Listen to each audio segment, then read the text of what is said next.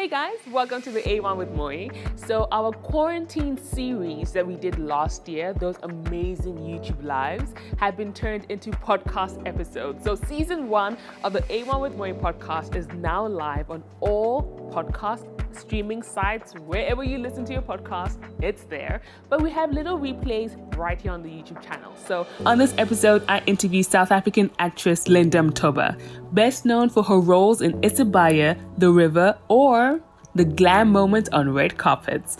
I chat to her about her creative process in putting out content that resonates with the South African audience. So let's talk about the first moment you knew you were going to be on The River. Well, I became on The River shortly after being on Isibaya. I think I was in Isibaya for about almost 2 years. That was 2 years. And that was really my first breakthrough. That was really my first ever role that I was ever given. And I'd never acted before. I'd never been an actress. I had no knowledge of the industry, none whatsoever. So when I got that call, I really just couldn't believe it because I was just like, wow. And I did have a little bit of winner's remorse in the sense that I felt like I was highly undeserving of it. I felt like I didn't deserve to be in that light. I didn't deserve to be in that role. I didn't deserve to be with such amazing cast members. And I felt like I was stepping into shoes that I could never fill. But lo and behold, some people believed that I could fill those shoes. And with they believing in me and they mentoring me, bit by bit, the shoe ended up fitting. I got a role on The River, which was completely exciting, a complete flip to who my previous character was, who was a very sweet girl, very much daddy's girl, loves life, is very much infatuated with the whole thing of romance, and is a good, feel-good type of girl, to now having to play this ruthless, girl who is just vindictive, who's jealous, who's mean.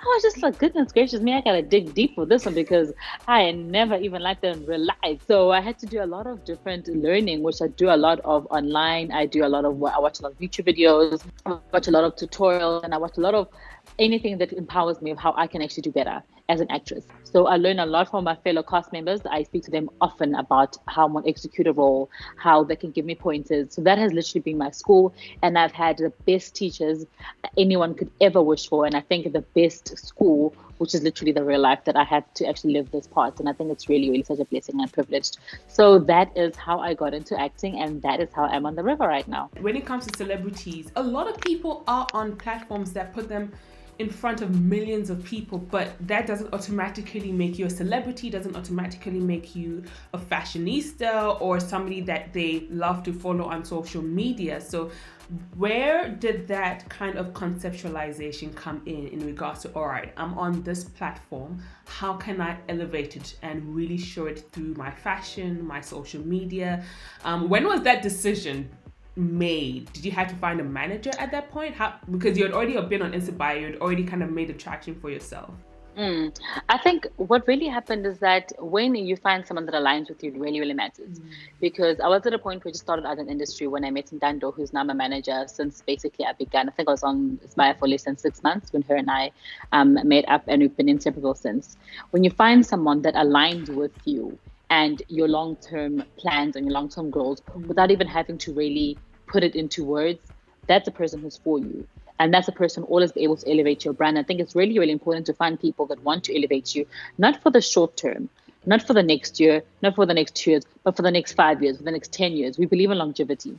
So everything that we do has to tell a story. It has to be authentic, it has to be real, and everything that we do serves a purpose of some sort. Because I think a lot of the time people get into a huge platform like this and they don't use it well enough or wisely enough to actually capitalize on it and capitalize on it long term and not for short term.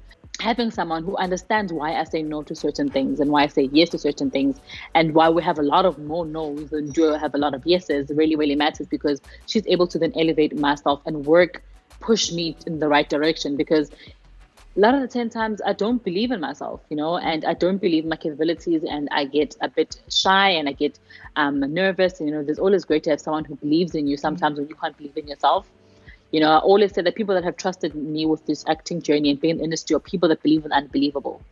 Because how do you believe in something that has never been done before? I've never acted before. I've never been in this industry before. I've never walked the red carpet before. I've never conceptualized my own looks before in terms of just dressing myself at home. It's a different story to having to wear a red carpet outfit. And having someone that understands what you want to execute and them understanding your vision is so important, because you can talk to you blue in the face to try to describe something to someone, but if they just don't get it, they'll never ever get it. So I think having Untando, and what she does is makes my visions a reality. That's literally what she does all the time. Everything that I conceptualize, I think about, she makes it a reality. She makes it a real thing and it becomes tangible. And I think it's really important to have that in your life. So having a manager, I would 100% recommend to anyone who wants to be in the industry and wants to be taken seriously at the same time, because it's not easy to navigate. I don't know the business lingo because I didn't do business. That's not my side of my side of the world. So it's really good to have someone who's behind me who knows all the nitty-gritties about everything. And then I'm able to do what I want to do and do that well without having to worry about so many other things and so many other elements that shouldn't really concern me as the artist. So I think having a manager really, really matters. In regards to embracing this new mommy body, because I think it's something to embrace it on your own. It's another thing to embrace it in the public eye. And the public eye has now changed. The public eye is not necessarily just on TV or at large events. The public eye is straight up on social media, when anyone can comment and say certain things about your body, or how they can give their opinion freely because they feel like they're entitled to it. And so embracing that side of like, okay, cool, I'm a mom now. I have my body has changed. I still love fashion. I still love embracing this thing. How was that process in terms of, really just learning to enjoy it for yourself? It was really hard. I mean, we live in such a different era where everything is so perfect and so pretty. And if it's not perfect and pretty and just looks really nice, we tend to be made to feel otherwise. And there's a lot of pressure in snapping back, a lot of pressure in looking good, like you ain't never had a baby.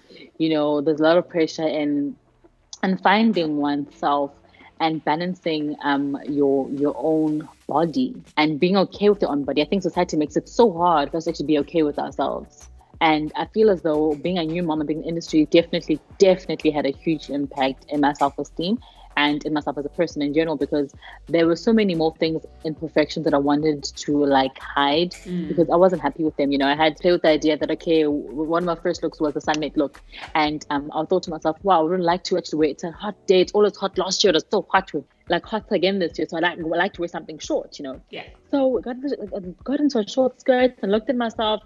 And I was just like, oh my gosh, my legs are covered in stretch marks. Like literally I've got stretch marks all over my legs.